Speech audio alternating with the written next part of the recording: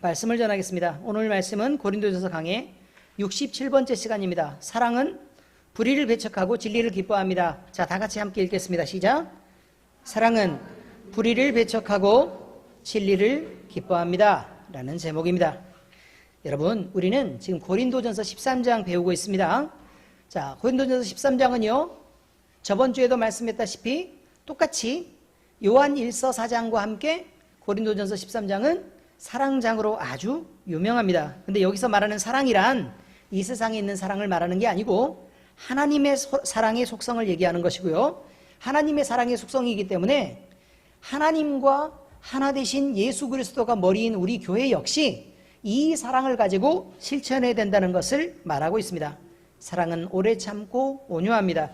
사랑은 시기하지 않고 성내지도 않습니다. 사랑은 자랑하지 않고 교만하지 않습니다. 사랑은 물에 이행하지 않고 자기의 유익을 구하지도 않고 성내지 않고 악한 것을 생각하지 않습니다. 사랑은 이런 여러 가지 특징들을 갖고 있기 때문에 하나님이 예수 그리스도를 통해서 우리에게 이 사랑을 가르치시려고 했고 우리가 그 사랑을 느끼고 이제 실천해야 될 책임을 맡고 있는 것입니다. 우리 엘림교회와 모든 성도들은 하나님이 주신 이 사랑으로 잘 배워서 충만해지시기를 예수 그리스도의 이름으로 축복합니다. 자, 오늘 말씀은요, 사랑은 불의를 기뻐하지 않고 진리를 기뻐한다 라고 말하고 있습니다. 자, 그러면 진리는 뭐고 불의는 무엇인가? 진리는 하나님이고 하나님을 아는 지식입니다. 자, 진리가 뭐냐? 진리가 이제 철학적인 의미에서 진리라고 얘기하는 그 진리는 물론 여러 가지의 의미들이 다 나눠져 있어요. 철학적으로 주장하는 각 사람에 따라서 진리는 이거다, 진리는 이거다, 진리는 이거다. 근데 이런 공통적인 그 진리를 쭉 찾아서 보면요, 개념과 실제가 일치하는 것이라고 얘기합니다. 이게 무슨 말이냐면 우리가 머릿속에 생각하고 있는 것들이 있는데 이것들이 실제에서 나타나야 진리지, 머릿속에 생각은 하고 있는데 실체에서 나타나는 것과 전혀 다르면 이 공허한 것은 거짓이라고 얘기하는 것입니다. 진리라고 말하지 않습니다. 적어도 그것까지는 우리가 알고 있어야 됩니다. 보편적인 의미에서 형이상학적 개념인 각자의 인생에서 만나는 실제와 시공간을 넘어 모든 것이 보편적으로 일치한다면, 무슨 말이냐면 보세요. 형이상학, 뭔 말인지 모르시죠?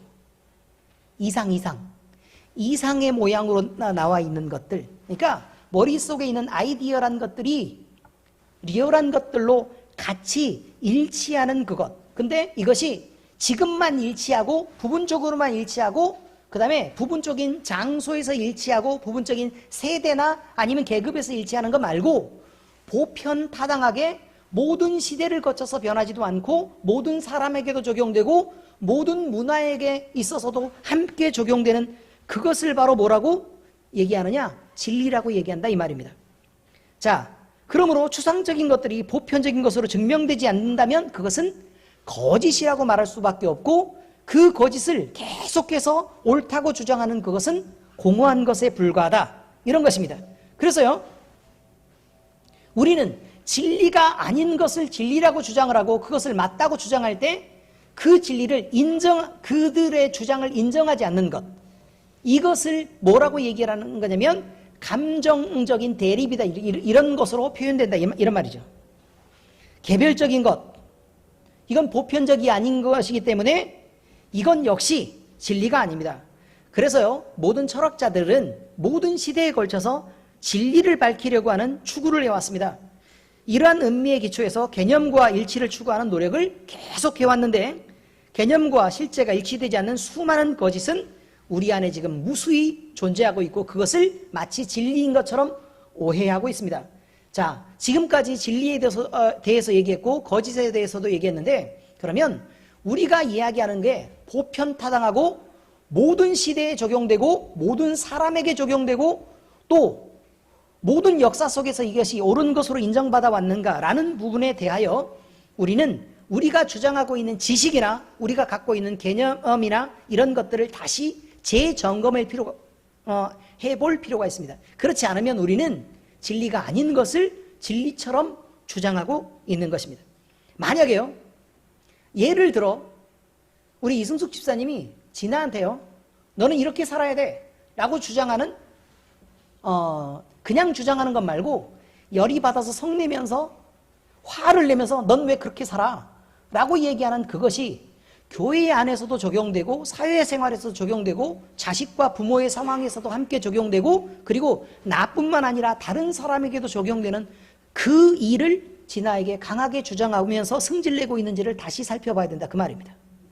아니면 내 생각에 너는 왜 그렇게 병신같이 살아? 손해보면서 라고 얘기하는 그것을 마치 진리처럼 너무 강하게 주장하고 있지는 않은지 점검해야 된다 이런 말입니다.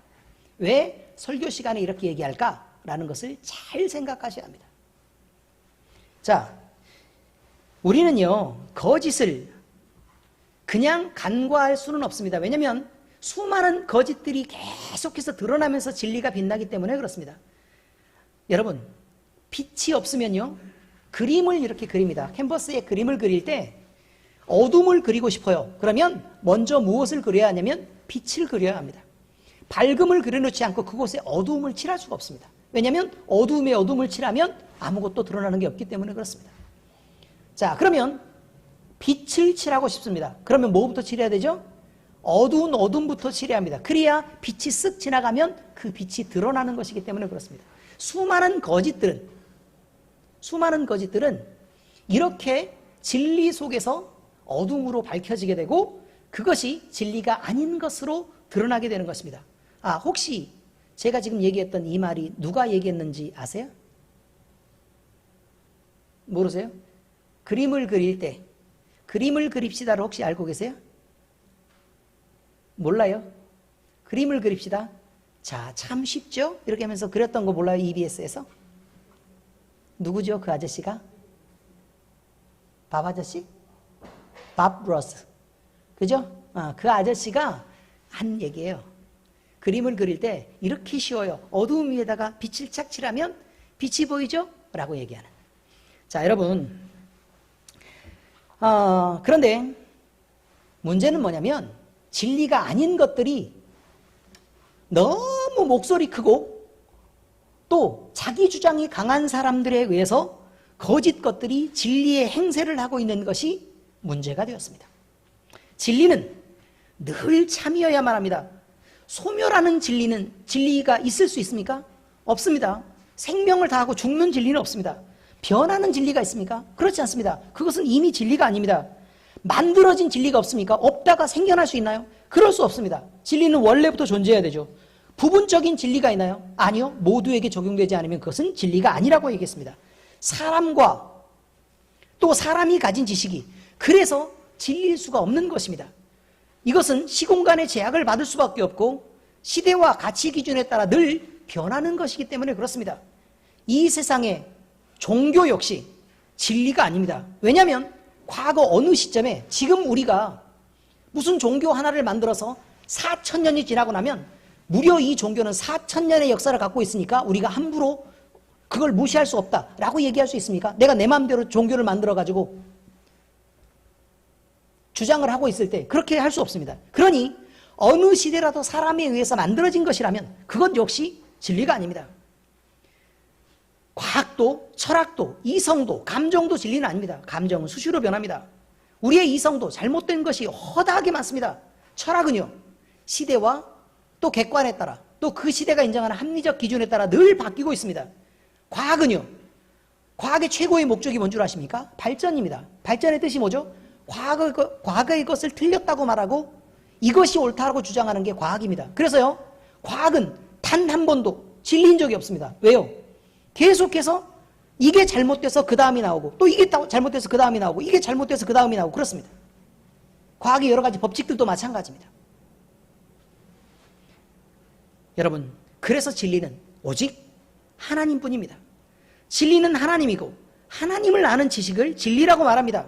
성경은 부분적으로 하나님에 대해서 전부가 아니라 일부를 기록하고 있는데요. 그러므로 성경도 진리를 기록하고 있는 책이 맞습니다. 하나님은 영원 전부터 존재하시며 세상 만물을 창조하신 분이시고 시간이 그를 제약하지 않습니다.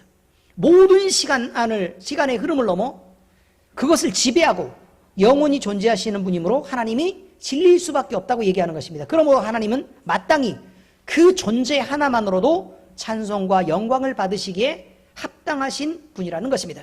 시편 57편 9절에서 11절에 그것을 노래하고 있습니다. 자, 함께 읽어보실까요? 시작. 주여, 내가 만민 중에서 주께 감사하며 문 나라 중에서 주를 찬송하리이다. 무릇 주의 인자는 커서 하늘에 미치고 주의 진리는 궁창에 이르나이다. 하나님이여, 주는 하늘 위에 높이 들리시며 주의 영광이 온 세계 위에 높아지기를 원하나이다. 이게 무슨 말이냐면 하나님이 이 세상을 만드셨고 하나님이 온 세상을 지배하고 계시고 하나님이 다스리시는데 마땅히 거기에 속한 자들은 우리가 할 수 있는 최선을 다해서 하나님을 찬송해야 되는 것이 아닙니까? 라고 얘기하는 것입니다. 자, 이것에 이어 또한 성자 하나님도 예수님도 성부 하나님, 성령 하나님과 함께 계시는 삼위일체 하나님으로 세상에 사람의 모습으로 나타나시는 하나님입니다. 이 세 하나님은 삼위이지만 단 하나의 의지와 계획과 감정과 또 섭리 속에 일체해서 움직입니다. 그래서 삼위일체라고 말하고 있습니다. 우리는 하나님을 알고 싶어요? 그럼 예수님이 뭐라고 얘기했어요? 하나님, 아니 나를 본 사람은 이미 하나님을 보았는데 너희가 또 아버지를 보여달라고 얘기하느냐? 라고 말하죠.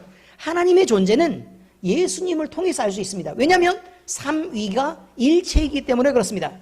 예수님을 본 모든 사람들은 은혜와 진리가 충만한 성부 하나님의 모습을 보았고 또 느끼는 것입니다. 그런데 성부 하나님은 거룩하신 하나님이시기 때문에 우리가 그 얼굴을 대하면 우리가 죽지만 예수님은 사람의 몸을 입고 사람이 볼 수 있는 모습으로 오셨기 때문에 그 하나님을 보면 된다고 얘기하는 것입니다.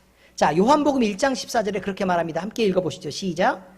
말씀이 육신이 되어 우리 가운데 거하심에 우리가 그의 영광을 보니 아버지의 독생자의 영광이요 은혜와 진리가 충만하더라. 자, 여기서 예수님의 영광이라고 얘기하지 않고 뭐라고 말해요? 아버지의 독생자의 영광이다 라고 얘기합니다. 자, 여러분, 누구에게 주니어라는 말을 쓰냐면 그 아버지의 자식에게 주니어라는 말을 쓰죠. 그런데 아무 때나 주니어라는 말을 쓰지 않아요. 어쩔 때 주니어라는 말을 사용하죠? 네. 아유, 쟤는 꼭 지 아비를 빼다 박았어.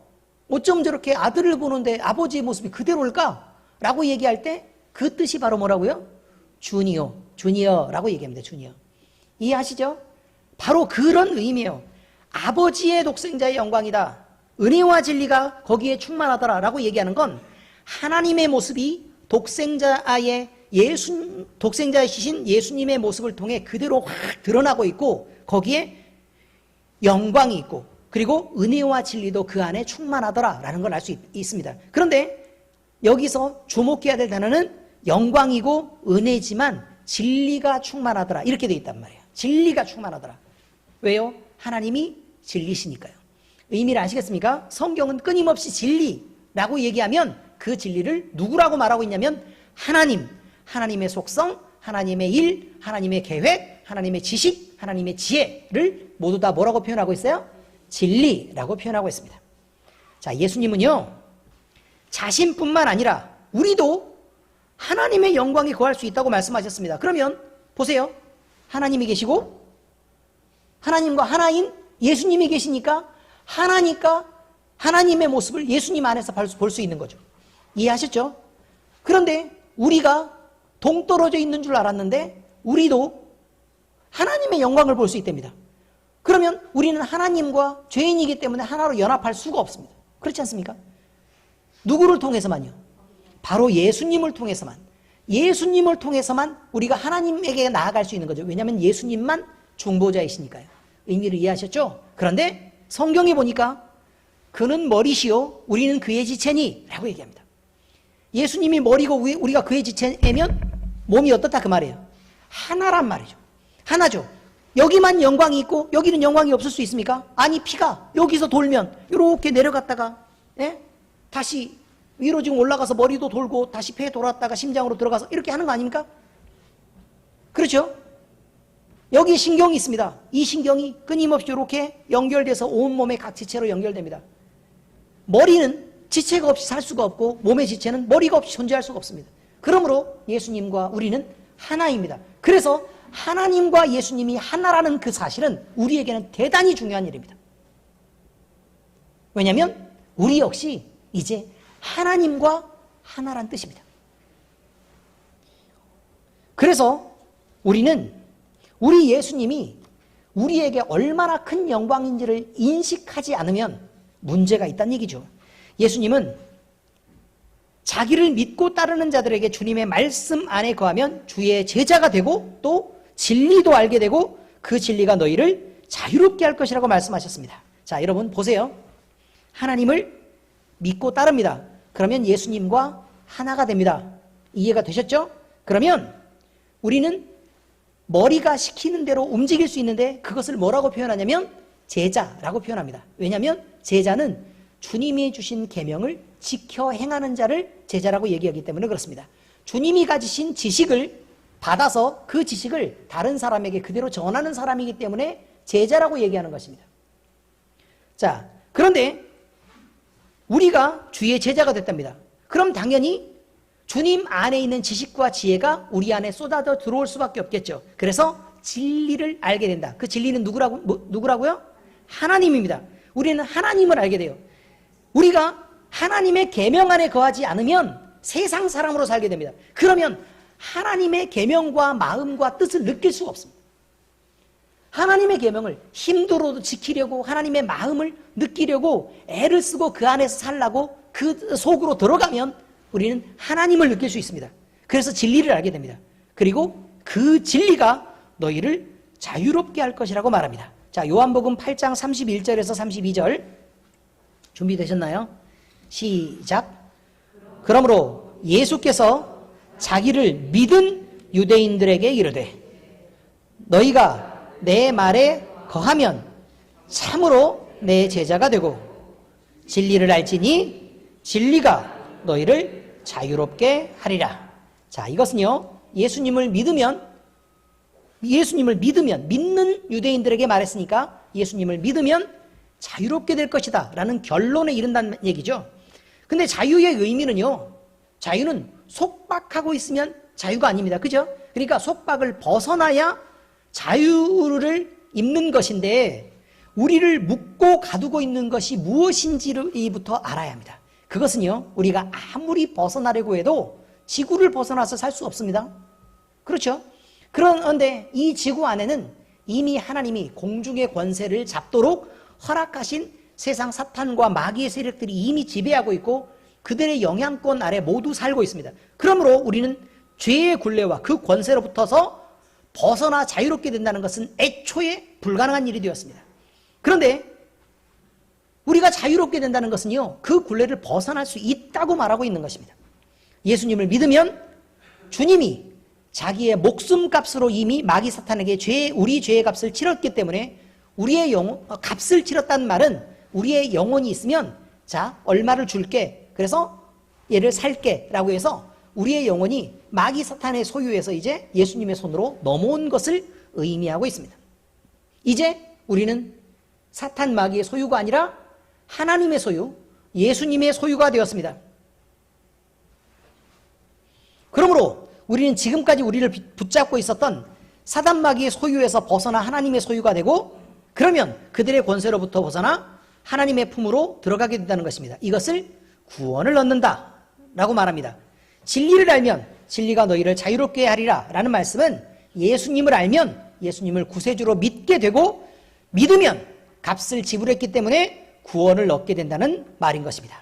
그래서 구원을 사모하는 자들은 끊임없이 주님을 알기를 사모해야 하고 열심을 다해 그를 알기를 힘써야 하는 것입니다. 자, 시편 25편 4절 5절의 이야기 함께 읽어보시죠. 시작. 여호와여 주의 도를 내게 보이시고 주의 길을 내게 가르치소서. 주의 진리로 나를 지도하시고 교훈하소서.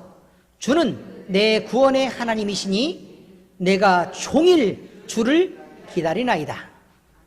예, 이렇습니다. 여러분, 그런데요, 우리에게 문제가 있습니다. 어떤 문제가 있느냐?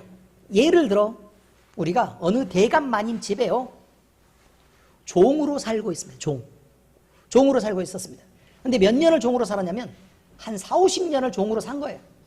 4, 50년. 어렸을 때부터 시작해서 태어나자마자 종이었고, 그 어렸을 때 뭐 막 잘하고 배우는 것은 내가 종이라는 걸 먼저 배운 거고, 함부로 덤비면 안 된다고 배우고, 응?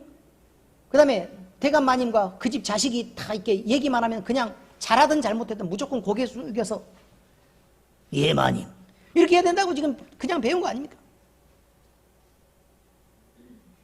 밥하라 그러면 밥하고, 빨래하라 그러면 빨래하고, 마당 쓸려면 마당 쓸고, 장작 나르면 장작 나르고, 응? 이렇게 또 요리하라고 그러면 요리하고, 김치 담그면 김치 담그고, 나네?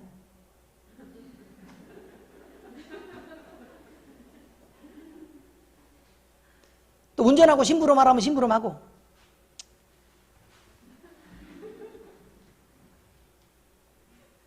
그런 인생을 살아왔다는 얘기입니다.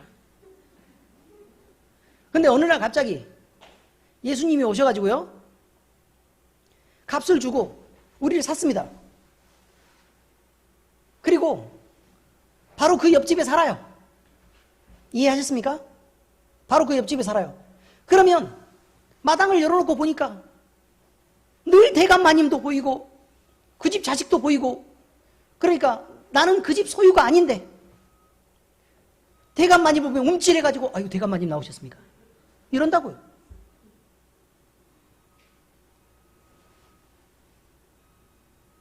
그리고 지나가다가 나는 이쪽 집 일을 해야 되는데 대감 마님이 이렇게 와가지고 자기도 모르게 와가지고 너 저기 가서 막걸리 두어 대 받아오느라, 그러면 하던 거 때려치우고 그냥 그거 가서 우선 먼저 하고, 마당 그거 쓸 때 그 옆집 쓸 때 이쪽도 같이 좀 쓸어 라고 얘기하면 또 그 집 일을 하고 있고,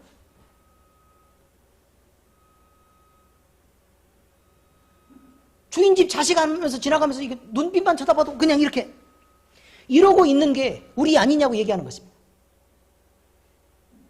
그게 습관이 돼서.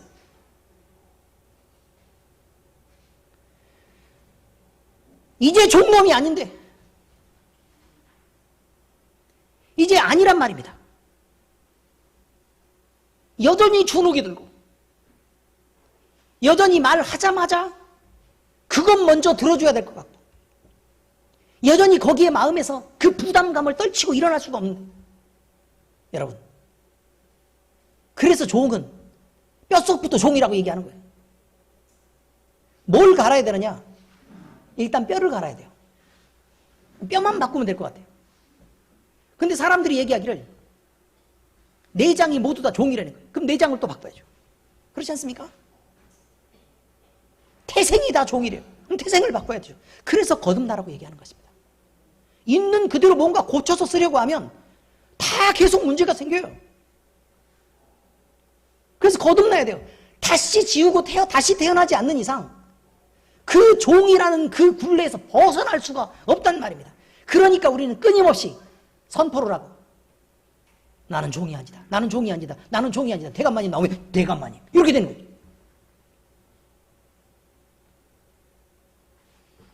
여러분이 그 상태가 아니라고 생각하기 때문에, 아니면 아무 생각이 없기 때문에 그게 문제가 돼요. 두고두고.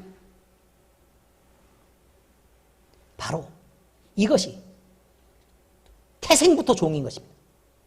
우리는 태어날 때부터 죄인이었습니다.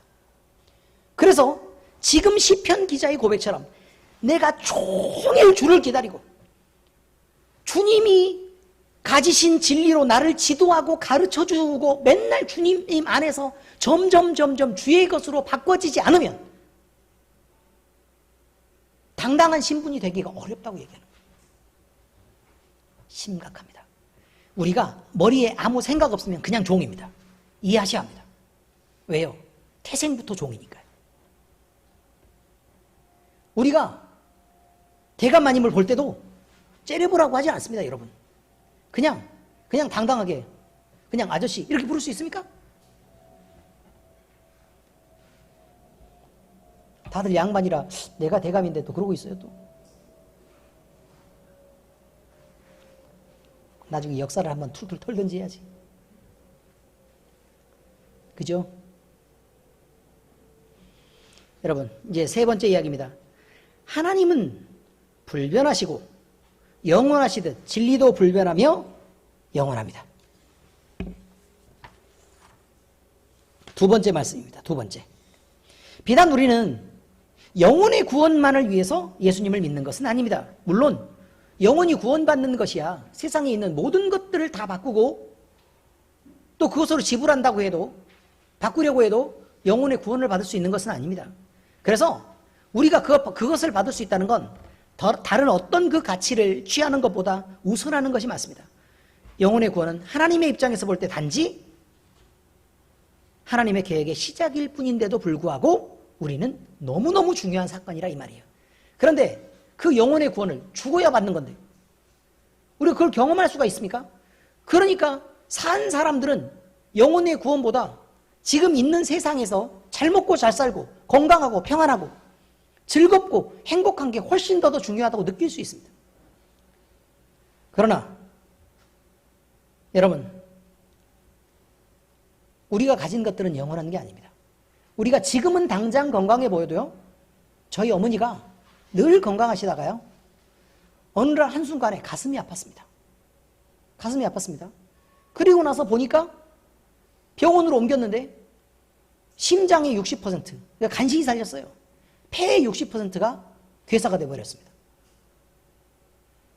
물론 그러고도 10년 넘게 사셨지만 다 치료를 받고 또 기도를 받고 그 사이에서 이제 많은 일들이 있었죠. 그리고 돌아가셨는데, 오래 돌아가셨는데 그 원인은 심장과 폐가 아니었습니다. 고관절의 복합골절과 그것으로 인해서 돌아가실 수밖에 없었죠. 아주 건강한 사람도요, 한순간에 딱 어느 순간을 딱 지나면요 갑자기 무너집니다. 여러분도 알다시피 제가 얼마나 건강했었는지 이야기를 듣지 않으셨습니까? 저 날아다녔습니다. 날개가 없는데.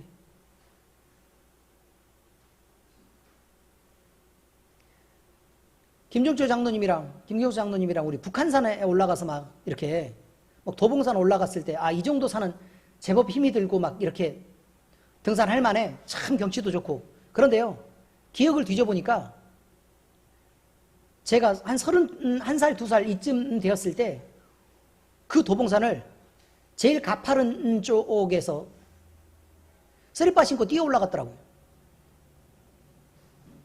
아는 선생님하고 둘이서. 젊었을 때는 그럴 수 있습니다. 그리고 북한산 제일 높은 봉우리에 가보니까요, 애들은 쓰리빠 신고 돌아다니고 있습니다. 우리는 죽을 힘을 다해서 갖고 나이 70 되신 할아버지는 헛것거리면서 올라와서 우리한테 사진을 찍어달래요. 내가 다시는 여기 못 올 것 같은데 내가 기념으로 사진은 한 장 찍어야 되지 않겠느냐. 내가 나이가 70이다. 그러면 나이 막 찍어달래요. 젊은 사람이 찍어줘야지. 그러면서 우리 장로님한테 찍어달라 그러면 장로님 71세인데. 애들이 그냥.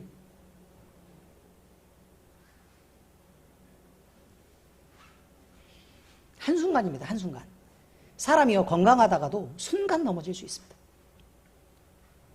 누구보다 그것을 경험하시는 분들이 많지 않습니까? 여러분, 나이가 들면 암이 무섭습니다. 지금 저 젊은 사람들이야 모릅니다. 어떻게 해서 암이 시작되는지. 근데 젊은 날 우연히 암세포들이 이렇게 만들어져 있고 그 암세포가 내 면역이 떨어지면 점점 자라서요, 한 10년에서 14년 정도가 지나면 암세포로 발현되는 것입니다. 그래서 사람이 발견될 만한 크기로 자라야 그것이 암인 줄 아는 것입니다. 뭐 어제 암 걸려가지고 오늘 갑자기 암인 줄 알고 그런 줄 아십니까? 그렇지 않습니다. 잘못된 습관이 암을 만들고 있습니다. 그것을 모르고 문과가 그게 문제라니까. 문과하고 예체능. 여기 생물 전공이 있습니다. 고개를 못 들고 있기 때문에 말하지는 않겠습니다. 아무튼 암이 그렇게 생긴다고요. 암세포 한 개, 두 개 생기는 게 아닙니다.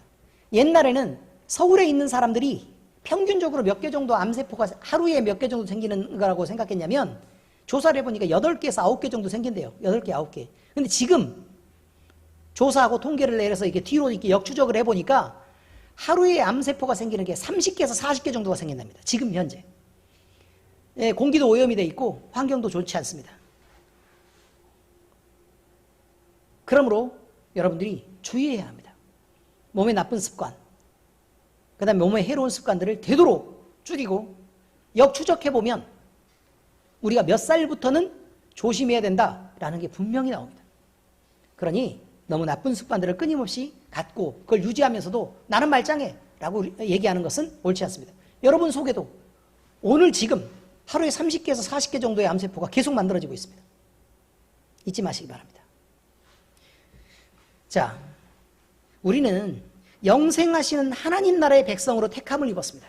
그리고 구원의 반열에 참여해서 우리는 구원받았습니다. 이건 무엇보다도 중요한 일입니다. 그런데요, 이 신분을 갖고 있는 우리가 바로 전에 지적했다시피 그 신분인 줄을 모르고 여전히 대감마님 보면 인사하고 절하고 있는 그런 종놈에 불과한 그런 마음과 그런 정신과 그런 행동 습관을 갖고 있다는 것이 문제입니다. 그러므로 먼저 우리는 우리의 마음을 바꾸고 우리의 정신을 개조해서 뜯어고치고 우리의 행동의 습관을 바꿔내서 그래서 하나님 나라의 백성에 맞고 하나님의 자녀에 맞는 격을 갖추고 그 신분에 맞게 행동하는 연습을 해야 된다. 이런 말입니다. 옷을 잘 입혀놓고 행동을 잘 할 수 있도록 교육시켜서 막 이렇게 앉아서 좋은 자리에 예의 있게 딱 이렇게 앉혀놨는데 음식 먹다가 떨어지니까 얼른 가서 주워 먹고 이렇게 하면 그러지 마시라고요, 제발. 여전히 종놈인 게 티나지 않습니까? 혹시 종? 그런다니까요. 사람들이 하나님 나라의 확장은 우리를 통해 이루어집니다. 그래서 하나님 나라의 확장을 우리가 위에서 그 일에 참여하려면 결국은 확장을 시키려고 하면 땅 따먹기니까 거룩한 싸움을 싸워내야 합니다. 이 싸움의 대적은 보이지 않는 마귀입니다. 보이는 것이면 보이는 세상이면 우리가 싸울만 하지만 보이지 않는 곳에서 이미 세상을 실제적으로 지배하는 마귀 사탄의 세력이 이미 그 힘을 다 차지하고 있습니다. 이에 대적해서 싸우려면 우리는 영적인 눈이 먼저 열려야 하고 영적인 감각들을 열어서 그 존재를 인식할 수 있어야 합니다. 아니 느끼지도 못하고 보이지도 않는데 무슨 싸움을 싸우겠습니까? 맨날 당하는 거죠. 여러분 어린이들 철딱선이 없는 어린이들이요 그러니까 청소년들한테요 너에게 투명 망토가 주어지면 그럼 어디를 제일 가고 보시냐? 그럼 여자 목욕탕이래요. 여러분 여자 목욕탕 가봐야 뭐 볼 게 있습니까? 다들 때 뺏기는 것 뿐인데 가서 보면 뭐 한다고 그걸 보고 싶어해요. 문제는 그겁니다. 왜 투명 망토를 입으면 여자 목욕탕 가고 싶죠? 그 다음에 또 보세요. 또 투명 망토 입으면 어디 갈래? 은행 가서 금고 턴대요. 왜 그렇게 범죄밖에 생각하지 못하냐고요. 투명 망토가 있으면 저는요 사람들이 느끼지 못할 때 다른 사람을 좀 도와주고 싶어요. 이런 사람을 찾아보질 못했다고. 그렇지 않습니까? 그런 사람 본 적 있는 사람 손 들어보세요. 없잖아요. 전 그러고 싶습니다, 여러분. 이제 본 적이 있는 겁니다. 이미 부활하셨기 때문에 사탄의 세력을 이기고 승리하신 우리의 예수님이 계십니다. 그 예수님은 우리를 도우시기 위해 보혜사 성령님을 우리에게 보내주셨습니다. 그래서 예수님이 승리하셨던 것처럼 예수님의 영을 받은 우리도 역시 승리하도록 도와주실 것입니다. 성령 하나님이 함께하는 한 승리는 무조건 우리 것입니다. 왜냐하면 예수님이 이미 승리했고 그 승리의 결과를 선포만 하면 끝나는 일이기 때문에 그렇습니다. 그런데 문제는 우리가 그 싸움을 싸울 때 예수님을 의지하고 그 이름을 드러내서 예수님이 승리했으니까 니네는 나가 라고 말하면 되는데 성령의 능력으로 우리가 그 싸움을 싸우지 않는다는 게 문제입니다. 옛 습관이 있기 때문에요 두려움이 있고 그 대감마님과 그 집 식구들과 그 집 자식만 보면 주눅이 들어서 고개를 못 듭니다. 그리고 고개를 들고 이렇게 당당하게 이렇게 말을 하는 척 하면서도 벌벌벌벌벌벌 떨고 있는 거죠. 저 진동의 은사인데 아니고 마음을 떨고 있다니까요.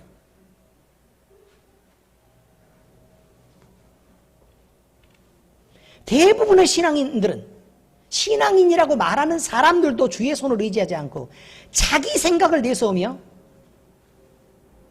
가정에서 배우자를 대하고 가정에서 자녀를 키웁니다. 하나님이 이렇게 하셨으니까 내가 내 남편에게 또는 내 자식에게 이렇게 해야겠다. 주의 말씀대로. 그렇게 하지 않는다 이 말입니다. 대부분의 신앙인들은 하나님을 믿고 있다고 하면서도 주님의 손을 의지하지 않고 직장에서 상사를 대하고 동료를 대합니다. 대부분의 신앙인들은 주님의 손을 의지하지 않고 친구를 만납니다. 친구를 만나면 주의 손을 오히려 살짝 떠나는 느낌입니다. 주의 눈길을 피해서 내가 일단 여기 가가지고 조용히 친구를 만나고 주님 배풍으로 다시 돌아오는 듯한 느낌? 이렇게 사람을 만나고 있다 그 말입니다. 대부분의 신앙인들은 주의 손을 의지하지 않고 친구를 만나며 동호회 활동을 하고 친척들을 만나 대화하고 그리고 여전히 인간관계의 끈을 그렇게 이어나갑니다. 스스로 신앙이라고 말하는 이들이 주님을 의지하지 않고 삶의 현장에서 이렇게 관계를 만들고 대화를 하고 행동하고 영적 싸움은 그저 우리가 그렇게 살고 있는 방식으로밖에 할 수 없는 일이기 때문에 자신도 모르는 자신이 전쟁인 줄도 모르는 그 전쟁터에서 그저 쉽게 무너지고 패배하는 일이 늘 반복되는 것입니다. 이것은 심각한 문제입니다. 전쟁을 나간 군인이 전쟁인 줄도 모르고 있습니다. 그리고 전쟁을 나간 군인이 적이 있는 줄도 모르고 적을 느끼지도 못합니다. 그러면 이렇게 반복되는 일상 속에서 전쟁인데 전쟁이 아닌 줄 알고 적인데 적인 줄 모르면 어떻게 이긴 싸움을 하겠습니까? 늘 분명히 이긴 싸움인데도 불구하고 우리는 늘 지는 결과로밖에 가져갈 수가 없는 것입니다. 그런데요, 맨날 지면서도요, 하나님 저는 이거밖에 안 됩니다. 이렇게 말합니다. 뭔 자랑입니까 그게? 그리고 이렇게 살고 있는 내가 전혀 이상하지도 않고 어색하지도 않고 억울하지도 않습니다. 왜요? 그냥 그 종놈의 습관을 그대로 갖고 있기 때문에 그렇습니다. 내가 거기 종이었는데 하나님의 자녀가 돼서도 여전히 그 앞에서 비굴한 그것. 그렇게 사는 게 이상하지 않습니다. 왜요? 그 전에도 그렇게 살았으니까. 그러나 하나님이 보실 때는 가슴을 칠 일입니다. 내 새끼가 저 집에서 종으로 그렇게 살고 아직도 그렇게 비굴하게 빌빌대고 있는 걸 보면 가슴을 칠 일입니다. 우리 하나님은 불변하시고 영원하십니다.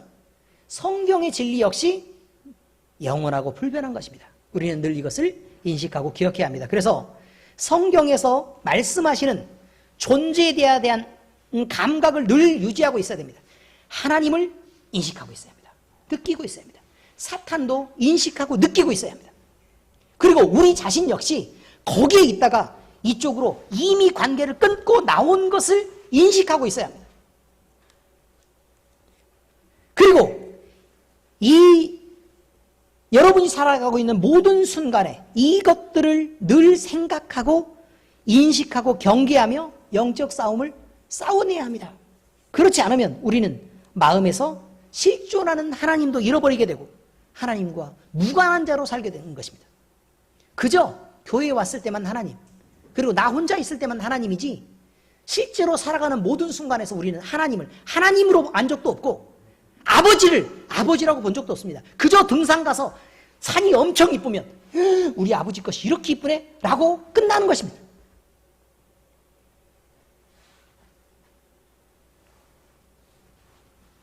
세 번째입니다. 진리는 하나님의 계명을 사랑으로 지켜내는 것을 말합니다. 누누이 강조하는 것은 하나님이 공의의 하나님이지만 한편으로 하나님은 사랑의 성품을 가지셨다는 것입니다. 하나님의 계명이 주어지고 하나님의 백성 우리가 살아가도록 구별될 것은 강제적인 구속이 우선하는 것이 아니라 은혜 아래서 자유로운 선택으로 얻어진 결과입니다. 여러분, 자, 강제할 수 있었다면 이 세상의 모든 사람을 하나님 구원하셨을 것입니다. 그러나 그 마음에 하나님을 기뻐하는 자들, 하나님을 믿고 하나님께 속하려고 자기 자신을 내어드린 자들에게만 하나님을 믿을 기회가 주어지고 그들이 구원을 얻습니다. 그러므로 하나님이 분명히 은혜를 주셔서 그것을 지키게 하시지만 우리의 자유의지로 선택한 것의 결과라는 것을 우리는 잊지 말아야 합니다. 우리는 하나님의 사랑에 뒤덮인 사람들입니다. 이미 우리가 하나님을 선택하는 순간 하나님은 그래? 그리고 나서 우리에게 온갖 사랑을 막 쏟아붓습니다.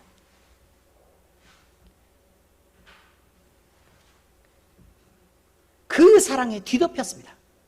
그 사랑의 핵폭탄에 피폭되었고 DNA가 달라져 하나님 없이는 호흡도 할 수 없고 움직일 수도 없는 그야말로 이상한 사람들이 되었습니다.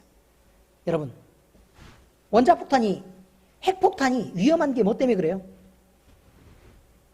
DNA 구조가 바뀌기 때문에 그렇습니다. 지금 당장 병에 걸려서 아픈 것뿐만 아니라요, 자식들도 DNA 구조가 바뀌어서 장애를 갖고 태어납니다. 그리고 그 자식들도 그렇게 됩니다. 무섭습니다. 우리는요, 마귀 사탄에게 그에게 맞는 체질로 있다가 하나님의 사랑의 폭탄에 맞고 우리의 DNA가 완전히 달라져 버렸습니다.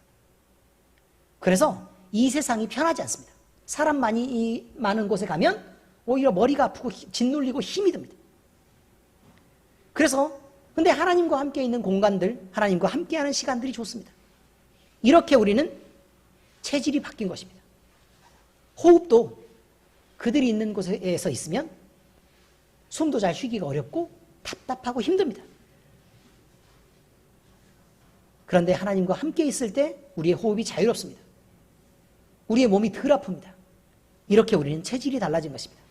그래서 우리는 하나님의 계명이 있는 곳, 하나님의 사랑이 있는 그곳에서 속박당한다고 느끼지 않고 그 범위 안에 있으면 오히려 평안하고 안정을 느끼고 행복을 느끼는 사람들이 되었습니다.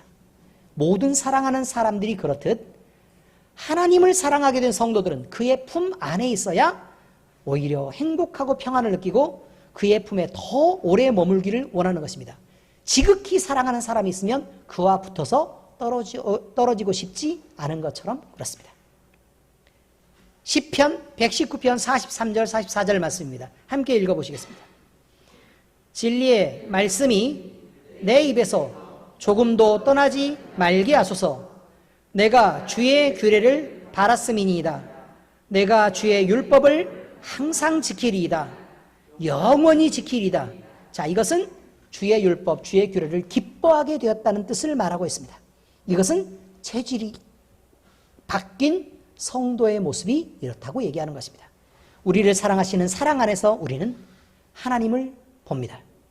시편 25편 10절에 여호와의 모든 길은 그의 언약과 증거를 지키는 자에게 인자와 진리로다 라고 말하고 있습니다. 자, 이제 말씀을 적용하겠습니다. 첫 번째입니다. 인자와 진리를 지켜 행하면 하나님과 사람에게 사랑을 받습니다. 자, 성경은 그렇게 말합니다. 성경에서요, 하나님의 법 안에 있으면 또 하나님을 사랑하는 사람이면 지금 사랑을 받는다고 얘기하고 또 그 안에서 인정을 받는다고 얘기합니다.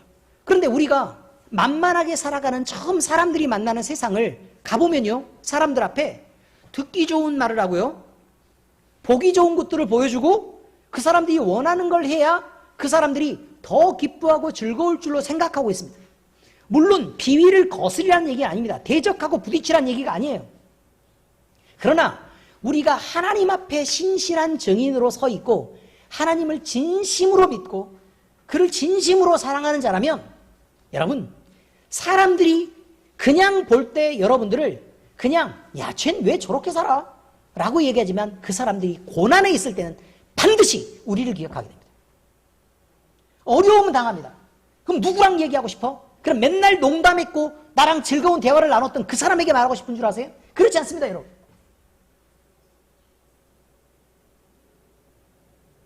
어려움이 있어요. 진짜 어려움이 처해서 눈물의 골짜기에 빠집니다. 그럼 누구를 찾고 싶으실 것 같으십니까, 여러분? 몸이 진짜 아파요. 그럼 누구에게 여러분은 기도를 부탁하고 싶을 것 같습니까?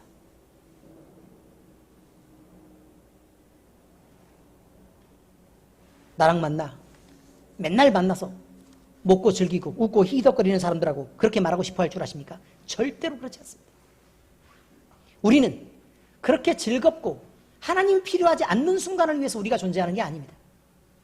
우리가 존재하는 것은 그들이 어려움 당하고 고통 당하고 힘들어하는 순간에 세상에 그 어떤 것도 붙잡을 수 없는 그때에 우리라도 붙잡을 수 있도록 우리가 존재하는 것입니다.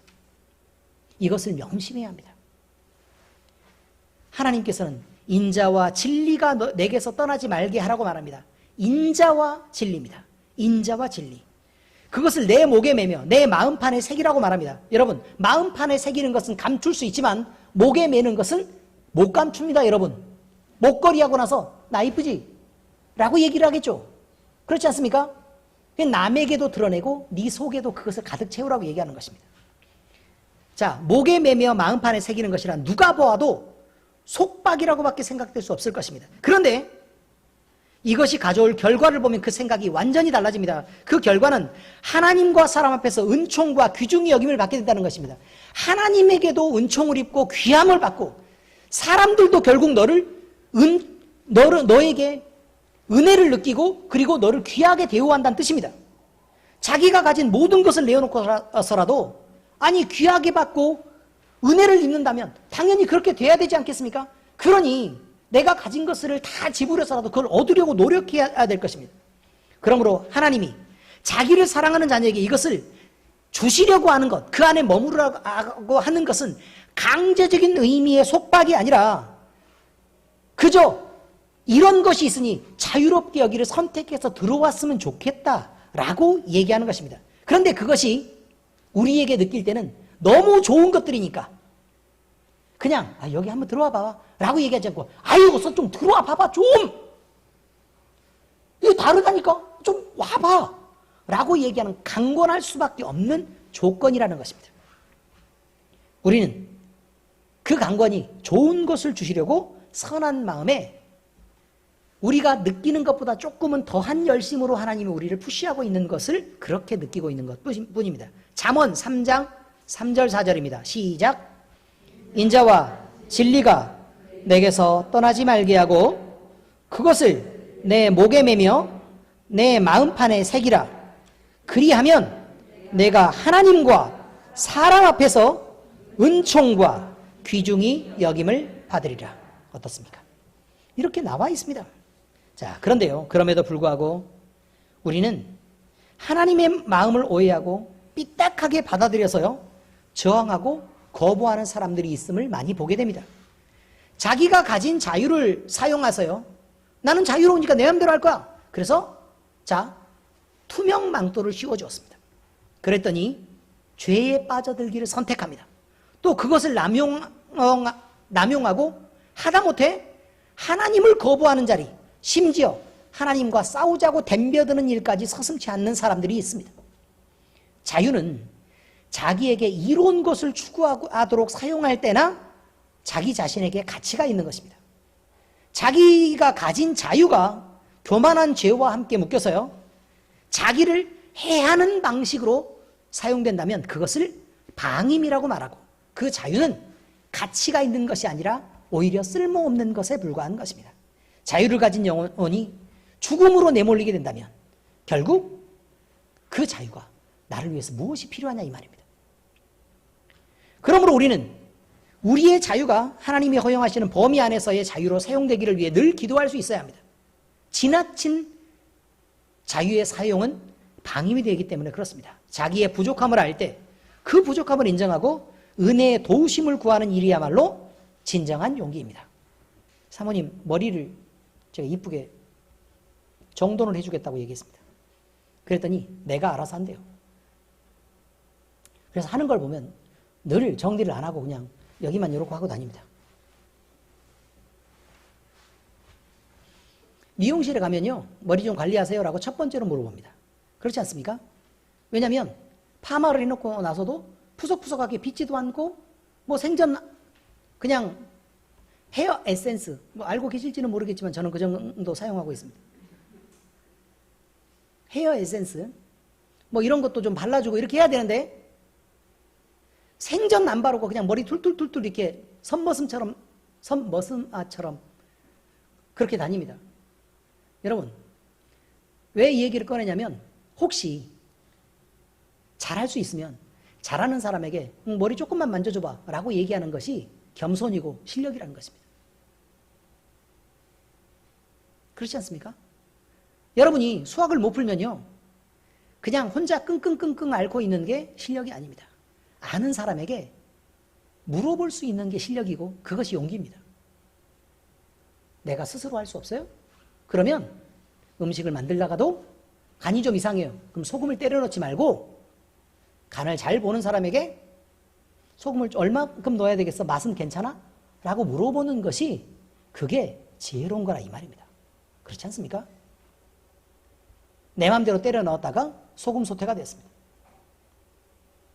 그리고 나서 먹지 않는다고 내가 만든 건데 왜 안 먹어줘? 나를 사랑하지 않아? 라고 묻는 것은 말이 안 됩니다, 여러분. 사랑하지 않는 게 아니고 사랑하기 때문에 지나친 소금을 먹어서 내가 죽지 않기 위해, 너를 위해 내가 음식을 먹지 않는 것뿐입니다. 아시겠죠? 여러분, 이것이 중요합니다.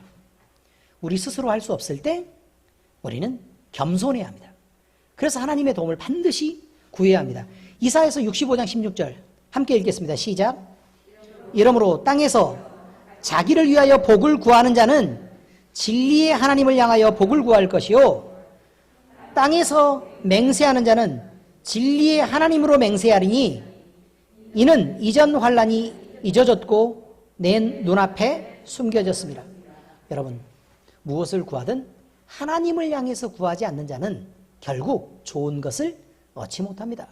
우리가 회복될 때는 반드시 하나님을 향해서 소원을 품고 하나님 안에 있는 것을 구해서 더 좋고 선한 것들을 취하게 됩니다.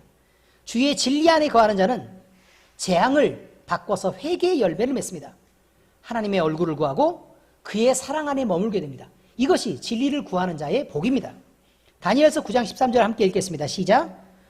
모세의 율법에 기록된 대로 이 모든 재앙이 이미 우리에게 내렸사오나 우리는 우리의 죄악을 떠나고 주의 진리를 깨달아 우리 하나님 여호와의 얼굴을 기쁘게 하지 아니하였나이다. 여러분, 재앙이 내림에도 불구하고 하나님 앞으로 돌아가지 않는 어리석은 백성은 여전히 그의 사랑 안에 머물지 못하게 됩니다. 재앙이 내렸을 때 그 재앙의 근원이 무엇인지를 알고 그것을 해결하는 게 중요합니다.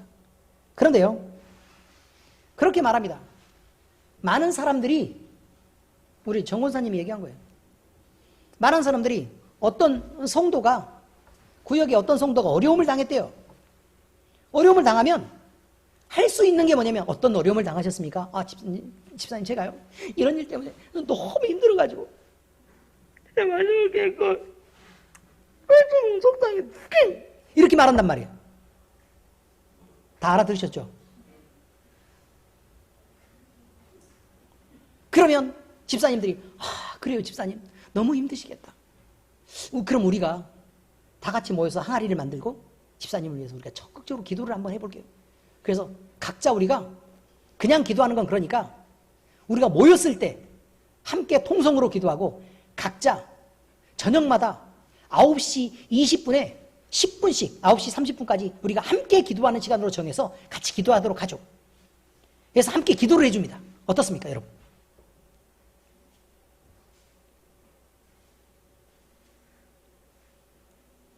그래야 되겠죠. 이게 일반적으로 열심히 있는 교회에서 하는 방식입니다. 그래서 하나님이 그 고난을 없애게 해달라고 기도합니다.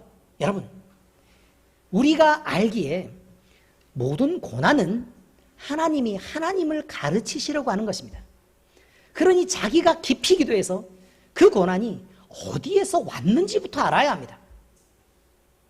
내가 무슨 문제가 있는지부터 알고 내 자신을 바꿔서 하나님이 이 고난을 통해서 무엇을 하라고 하는지부터 알아야 될 거 아니냐, 그 말이에요. 뭘 고치라고 하는지부터 알아야죠. 밑도 끝도 없이 하나님이 고난을 주셨으니까 빨리 걷어가세요 라고 다 같이 한꺼번에 모여서 하나님을 재촉하고 압박하고 시간을 정해서까지 계속해서 몰아대면, 아니 나는 얘한테 이걸 가르치려고 그러는데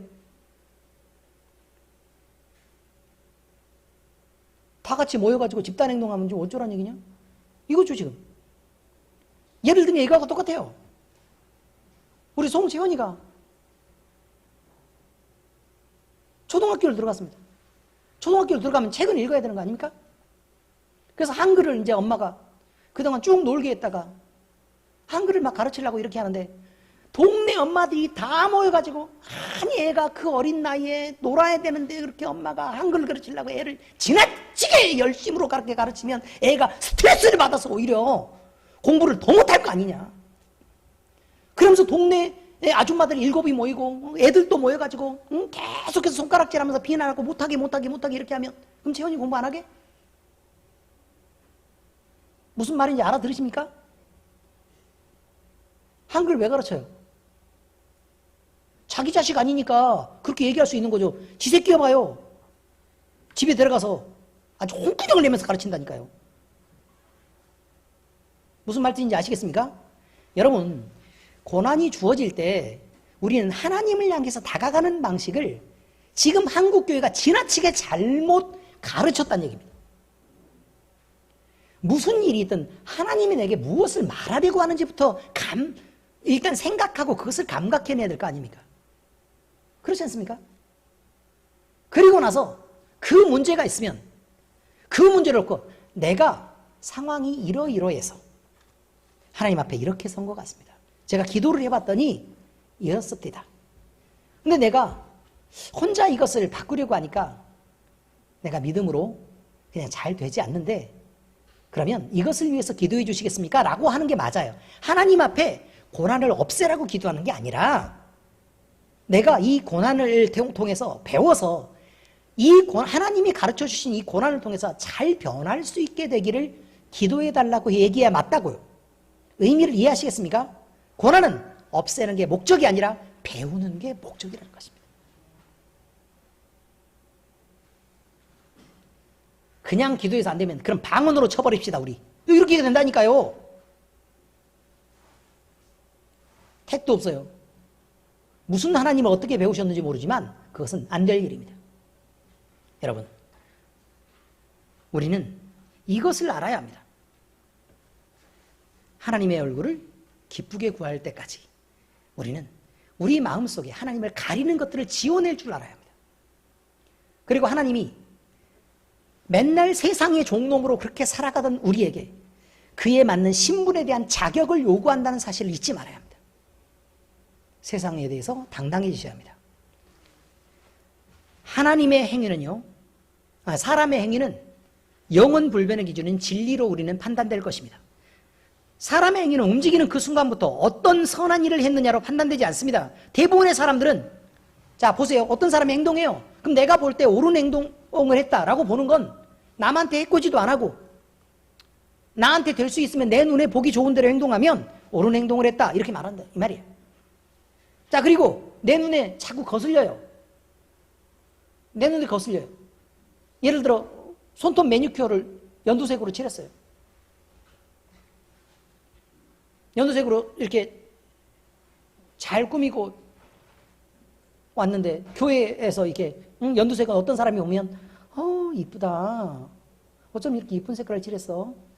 정말 상큼하다. 라고 얘기를 해줄 수 있겠죠. 근데 어떤 사람은 교회에 저렇게 꾸미고 와도 되나? 경건하고 거룩한 교회? 이렇게 보는 사람이 있다니까요. 그리고 어떤 사람은 설거지 안 하려고 한 거 아니야? 설거지해도 괜찮습니다, 여러분. 자기가 안 해봐가지고 그게 얼마나 쫀득쫀득하고 잘 붙어 있는지 모르는 거예요, 지금. 잘 붙어 있습니다. 그러니 비난하지 마시라, 이 말이에요. 내가 보기에 선악을 판단할 수 없습니다. 왜냐하면 우리는요, 내가 별로라고 생각했던 것이 선한 것으로 결과되는 것도 많이 보고 또 내가 늘 옳다고 막 지지했었는데 나중에 알고 보니까 내가 당한 것이에요. 말도 안 되게 그 인간이 잘못했었어. 근데 같이 편들었던 내가 남들 볼 때 되게 어색해서 내가 그렇게 적극적으로 협조한 건 아닌데 라고 눈치를 보는 경우가 허다하게 많지 않습니까? 이승수 집사님? 아니, 이순 집사님이 사회활동을 많이 하니까 이순 집사님한테 물어보는 거예요.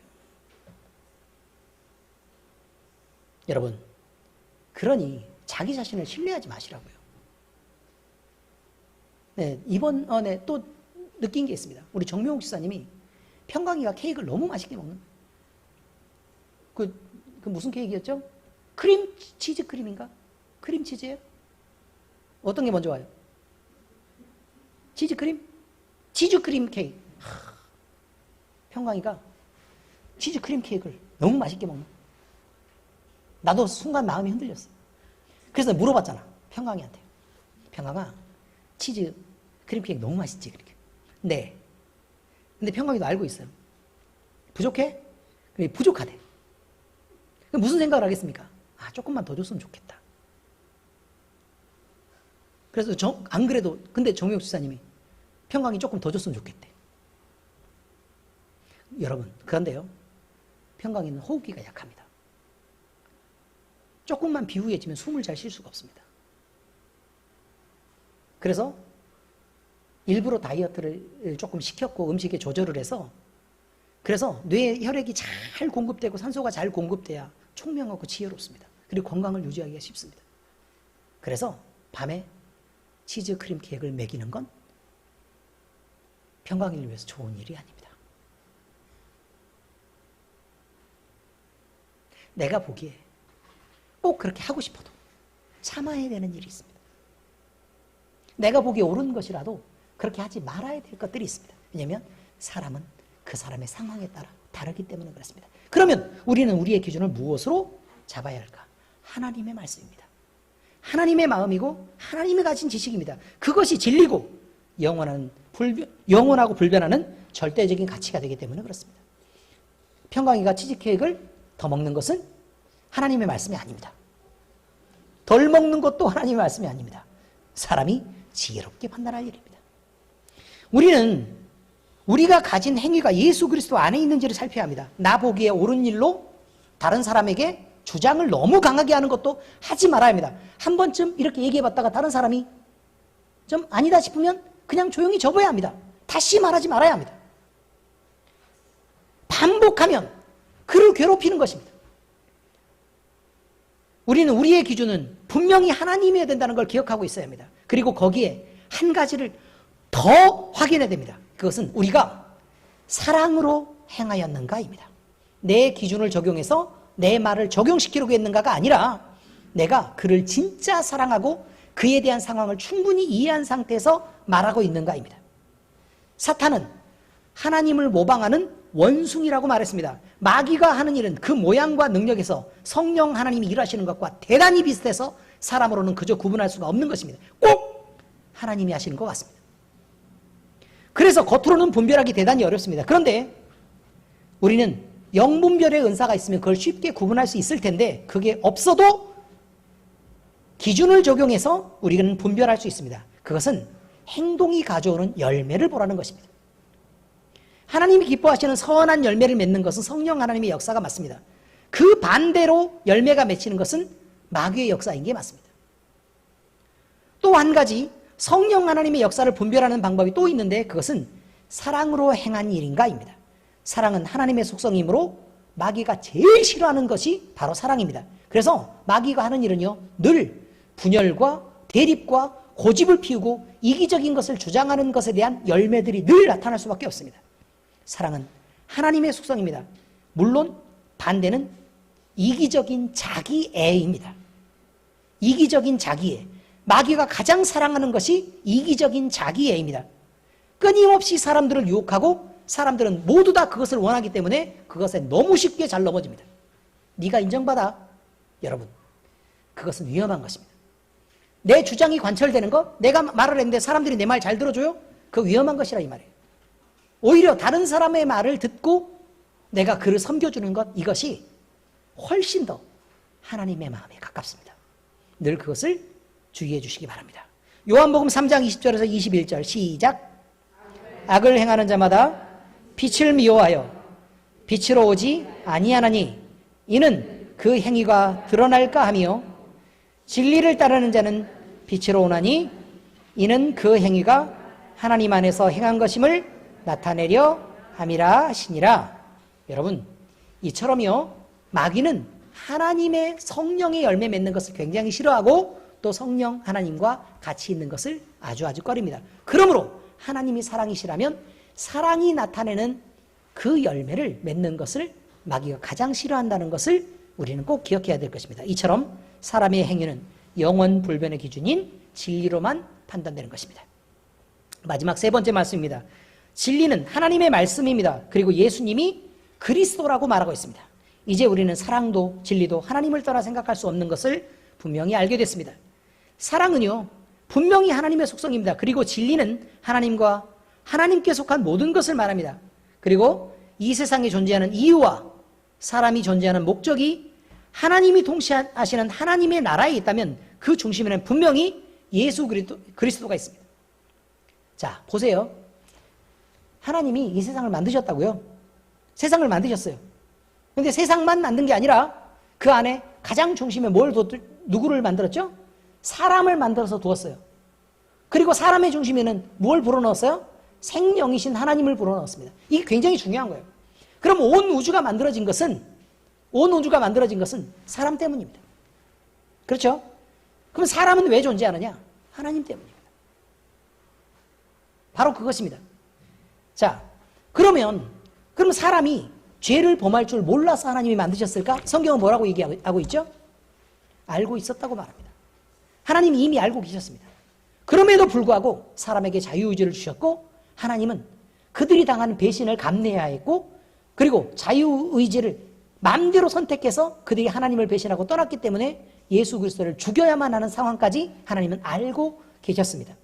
그러므로 온 우주를 만들 때 그리고 사람을 만들 때 이미 사람의 타락도 알고 계셨고 예수 그리스도의 죽음도 이미 알고 계셨던 것입니다. 그런데 하나님은 사람을 만들기를 멈추지 않았습니다. 그리고 사람을 만들었습니다. 그리고 자유의지를 없애지 않았습니다. 그 자유의지를 그대로 남겨놓았고 사람에게 그 책임을 물은 게 아니라 하나님 자신이 그 책임을 져서 자기의 독생자 아들을 죽여서 제물로 삼아서 그 값으로 대신해서 그냥 사람을 살려놓으셨던 것입니다. 사람은요, 죄를 지었지만 자기가 그 죄를 책임지지 않았습니다. 하나님이 책임졌습니다. 중요합니다. 자, 그러면 온 우주에 만들어진 것은 사람 때문이고 사람이 만들어진 것은 하나님 때문이고 하나님은 그 사람 만드신 그것을 책임지시려고 예수 그리스도를 보냈습니다. 그러니 성경 안에 기록된 모든 것의 중심은 사람이 하나님 앞에 어떻게 사랑받았느냐와 그리고 너희를 구원하시기 위해서 예수 그리스도를 보냈다입니다. 그것이 가장 중요한 것입니다. 그런 의미에서의 진리는 예수님이 구원자이신 그리스도라는 사실에 있습니다.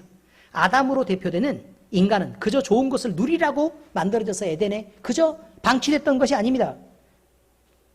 성경을 요약해서 정리한 소요리 문답이라는 게 있습니다. 소요리 문답의 첫 번째 질문에 인생의 제일 되는 목적이 무엇입니까? 라고 질문합니다. 그러면 그 대답에 인생의 제일 되는 목적은 하나님을 영화롭게 하는 것과 영원토록 그를 즐거워하는 것이다 라고 정의하고 있습니다. 그러므로 우리는 하나님을 영화롭게 하고 영원토록 그를 즐거워하기 위해 하나님을 예배하고 그의 뜻을 따라 사랑하며 살아야 되는 것입니다. 요한복음 4장 23절에서 24절, 자, 함께 읽어보시죠. 시작. 아버지께 참되게 예배하는 자들은 영과 진리로 예배할 때가 오나니 곧 이때라. 아버지께서는 자기에게 이렇게 예배하는 자들을 찾으시는 이래야. 하나님은 영이시니 예배하는 자가 영과 진리로 예배할지니라. 개역 성경이 나오기 전에 그 전에 세번역 성경에서 이것을 뭐라고 기록했는 줄 아십니까? 하나님은 영이시니 예배하는 자는 무엇으로? 신령과 진정으로 예배할지니라. 이렇게 말했습니다. 신령과 진정으로. 그런데 이 말씀에 오해가 너무 많은 거예요. 오해가. 신령과 진정으로. 신령하게 그러면 신령하게 그러면 그냥 보통 일반적인 방법이 아니고 신령한 방법으로 라고 생각을 했던 거예요. 그 다음에 진정으로, 그러니까 우리의 마음의 중심을 다하여 이렇게 생각한 거예요. 그게 오해가 너무 심한 거예요. 근데 그 진정으로라는 뜻은 뭐냐면 진리 안에서란 뜻입니다. 진리 안에서. 다시 얘기하면 이건 여러분은 이렇게 바뀐 것으로 외워두셔야 합니다. 하나님을 예배하는 자는 영과 진리로 예배할지니라, 이렇게 말해야 돼요. 영과 진리로 예배할지니라로 꼭 기억하셔야 됩니다. 왜냐하면 영으로 예배하려고 그러면 우리 안에 뭐가 있어야 되죠? 네, 성령 하나님이 있어야 돼요. 왜냐하면 영과 영이 교통하는 거니까. 아시겠어요? 성령 하나님이 우리 안에 있으려면 어떻게 해야 되죠? 예수 그리스도를 주로 고백하는 신앙이 있어야 돼요. 아시겠죠? 무슨 말인지? 예수 그리스도를 주로 고백하는 신앙이 있어야 된다, 이 말이에요. 그리고 나서 성령을 받고 그 성령을 받은 사람만 하나님을 예배할 자격이 있다고 얘기하는 거예요. 그냥 아무나 예배하는 게 아니에요. 그 동네 지나가다가요, 술 먹고 이렇게 돌아가서, 응? 나도 인생이 힘들어.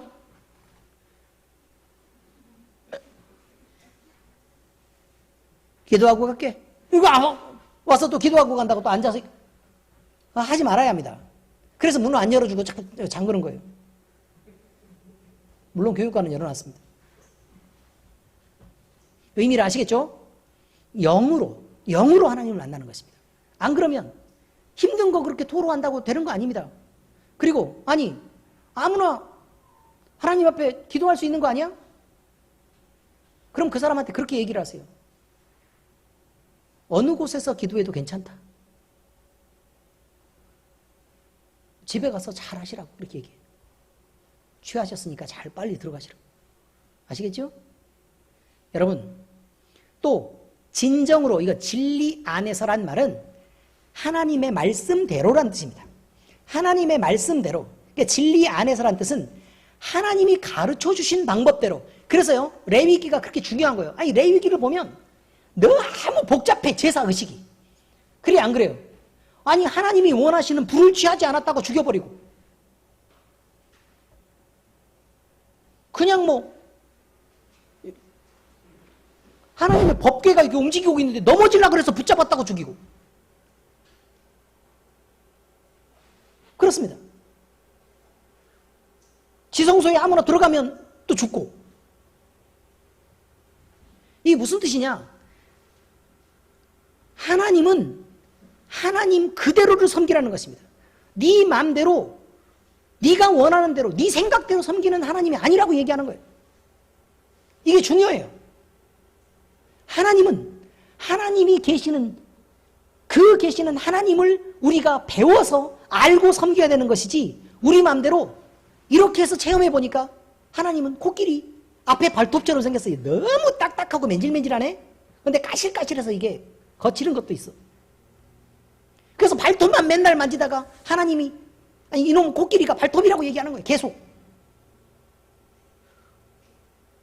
누구는 딱 잡아보니까 빨대 같은 게 있고 군형이 2개가 이렇게 있어서, 근데 걔로 막 이렇게 잡고 막 코 나오고 이렇게 하거든요. 하나님은 구멍이 2개 주름이 있고 마음대로 움직여서 막 우리 손도 잡을 수도 있고, 그래서 하나님이 우리의 손을 붙잡으신다는 얘기구나. 막 콧물 줄줄 흐르고 이러고 있다고 말이에요. 아니, 그렇게 하나님을 주장할 수 없다고 얘기하는 것입니다. 여러분이 제일 잘못된 게 뭐냐면 복 주시는 하나님을 경험했다 그래서요, 하나님은 복 주시는 하나님이래요. 맨날 그것만 갖고 다니는 거예요. 하나님 복 주시는 하나님, 복 주시는 하나님, 복 주시는 하나님. 그러다가 한번 하나님이, 나는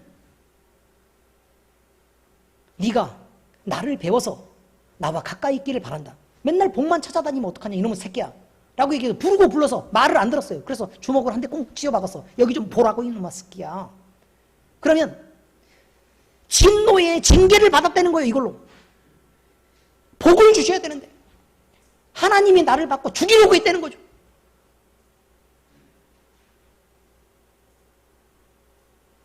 그래서 도대체 내가 무엇을 잘못했는가? 헌금을 더 드려야지 나라에게 복을 주시려나? 있는 집을 털고 달러를 얻어가지고 또 헌금을 또 해. 복 더 받으려고. 여러분, 이것이 옳은 것이냐 이 말입니다. 여러분이 원하는 대로 하나님을 만들면 우리가 드렸던 기도처럼 금송아지를 만들어서 그렇게 섬기는 것입니다. 하나님이 코끼리 발톱입니까? 코끼리 코끝이에요? 아닙니다, 여러분. 온전한 하나님을 배우고 알아야 합니다. 이게 중요합니다. 여러분, 이렇게 구원 계획 안에서 우리가 하나님을 배우고 또 하나님을 사랑한다는 것은 이렇게 어려운 일입니다. 이제 우리는 결단해야 합니다. 우리는 진리이신 하나님을 따라 살고 기쁨으로 그를 섬기고 하나님 속에 가득한 사랑을 베풀면서 살기를 결단해야 됩니다. 하나님을 있는 그대로의 하나님을 섬겨야 합니다. 미리 판단하지 말아야 합니다. 하나님은 여러분이 발견한 것, 그 다음 단계, 그 다음 단계, 그 다음 단계, 그 다음 단계를 통해서 하나님의 거의 비슷한 모습을, 물론 희미하겠지만 그렇게 다 여러분에게 보이시려고 하는 것입니다. 너무 지나치게 먼저 결론을 내리지 마시기를 예수 그리스도 이름으로 당부드립니다. 우리 주 예수 그리스도의 은혜와 사랑이 여러분을 감동하셔서 여러분에게 이렇게 놀라운 하나님의 사랑이 늘 펼쳐지시기를 예수님 이름으로 축원합니다. 기도하겠습니다. 하나님 아버지, 우리는 오늘 모든 불의를 떠나 진리를 기뻐하는 사랑의 특성을 배웠습니다. 하나님은 사랑이시기에, 사랑은 하나님 안에 있고 그 사랑은 영원하시기에 그 사랑을 품은 사람 역시 하나님 안에서만 진리를 발견할 수 있음을 알게 되었습니다. 진리이신 하나님이 영원 전부터 계획하시고 펼쳐오신 거룩한 섭리를 따라 우리 죄인을 위한 구원자로 독생성자 예수님을 주셨고 예수님을 구세주로 믿어 구원받고 자유를 얻게 하심을 감사드립니다. 하나님의 이 놀라운 사랑 안에서 우리가 마음껏 뛰놀며 그 풍요와 행복을 누리게 하시고 우리 주님이신 예수님을 따라 하나님을 사랑하고 사람을 두루 사랑하는 실천이 있도록 우리를 성령 충만으로 도와주시옵소서.